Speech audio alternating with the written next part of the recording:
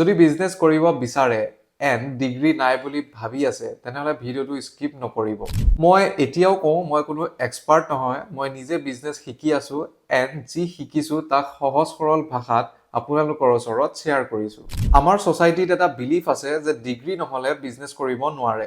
এই কাৰণে বহু টেলেণ্টেড ল'ৰা ছোৱালীয়ে নিজকে আগুৱাই নিবলৈ ভয় খাই থাকে। তেওঁলোকে ভাবে ডিগ্ৰী নাই, নলেজ নাই, কনফিডেন্স নাই। কিন্তু এইটো বিলিফ সম্পূৰ্ণ সত্য নহয়। সঁচাকৈ বিজনেছ শিকিবলৈ ডিগ্ৰী বাধ্যতামূলক নহয়। বিজনেছত লাগে কাষ্টমাৰ বুজা, প্ৰব্লেম সলভ কৰা, টিম হেণ্ডেল কৰা এণ্ড টকা মেনেজ কৰা।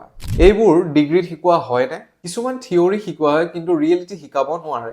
আপুনি ডিগ্ৰী থকা মানুহকো ফেইল দেখিব পাৰে আৰু ডিগ্ৰী নথকা মানুহকো সাকসেস দেখিব পাৰে।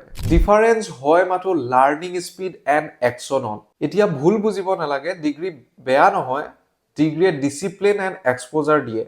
কিন্তু ডিগ্ৰী নথকাৰ অৰ্থ এইটো নহয় যে আপুনি বিজনেছ শিকিব নোৱাৰে। ইণ্টাৰনেট, বুকছ, মেণ্টৰ্ছ, আজিৰ সময়ত লাৰ্নিং ফ্ৰী আছে।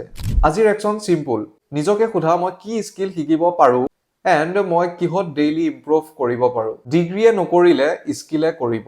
যদি এই ভিডিঅ'টোৱে আপোনাৰ অলপ হলেও ভয় কমাইছে তেনেহ'লে কমেন্ট কৰিব ডিগ্ৰী লাগিব নে নালাগে। নেক্সট ভিডিঅ'ত মই কথা পাতিম জব ভাৰ্চেছ বিজনেছ সঁচা কি। যদি জাৰ্নিটো তুমিও ফলো কৰিব বিচৰা তেনেহ'লে চেনেলটো কৰি দিবা ছাবস্ক্ৰাইব।